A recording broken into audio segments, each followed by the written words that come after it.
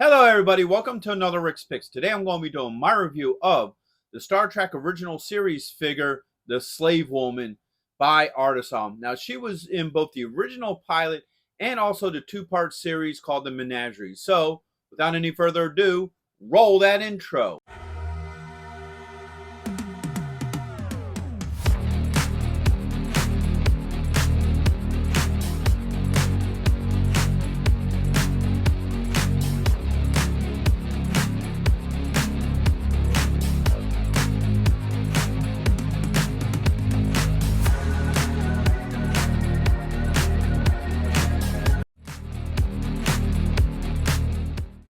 Here she is in packaging. So first off, you got your standard Star Trek packaging here. So you got the Enterprise, Kirk, McCoy, Spock.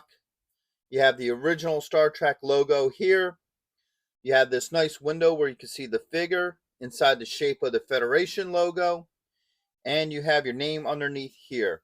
Now, she doesn't stand very well, so I'm going to have to keep a hand on her at all points. Otherwise, she'll just fall over. All right.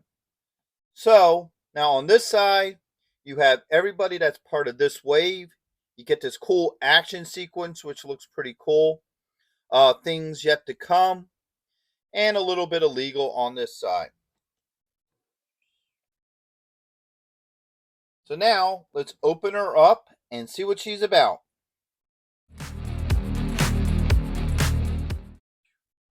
So here she is out of packaging. The first thing we're going to do is look at her points of articulation. So the head does move. All right, you got a shoulder joint with a swivel, got an elbow joint and a wrist joint. All right, get those arms up. Now she has no body joints, none whatsoever, which I find kind of odd because this character is supposed to be like an exotic dancer, as you saw in the series. So she does like, almost like a belly dance type dance to her. So I'm very surprised that there's no body movement to her. So you can't really get her in any, lack of a better term, interesting dance position. So I find that to be a little bit disappointing due to the nature of this particular character. But she does have a thigh joint with a swivel. She has a knee joint and an ankle joint. All right. So now let's start looking at some of her finer details. If I can get her to stay on this stand. There we go. So the head sculpt doesn't look bad. It definitely looks faithful to the series. All right. Got this side. Come back around to this side. Back to the front. Now her dress is pretty interesting. So it's a soft rubber, and it looks like it's some sort of dragon skin or maybe a lizard skin that just got wrapped around her to, for the most part, keep her decent. Now, she doesn't come with any accessories other than this stand. So the stand is like an aqua, almost like a blue-green. Probably the only one of the figures in this line that I can think of that actually came with a stand. And it's a little hard to keep her on it, but she will stand on it.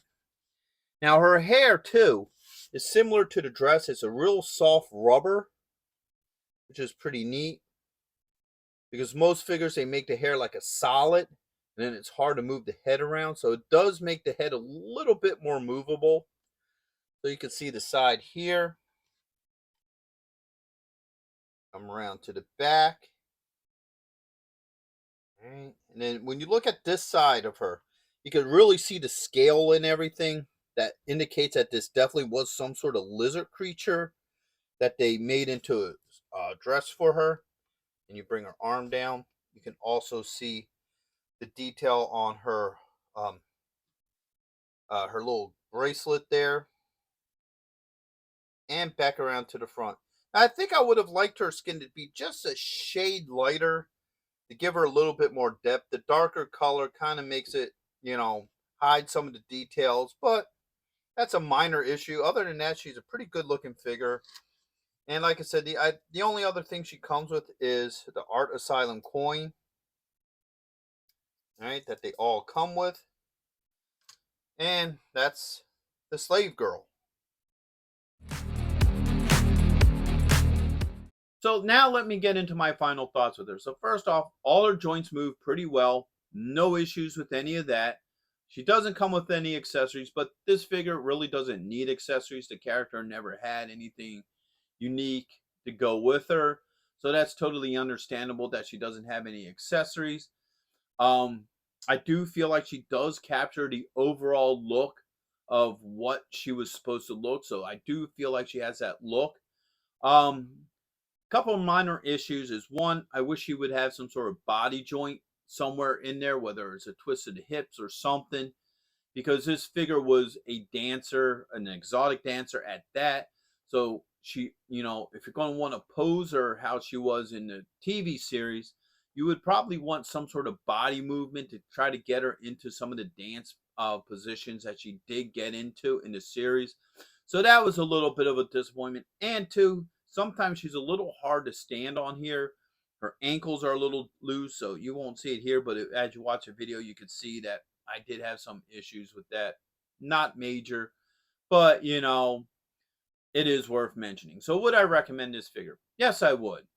Now, she wasn't never one of my favorite characters from the original series, but she is a good piece. I know a lot of people like this character.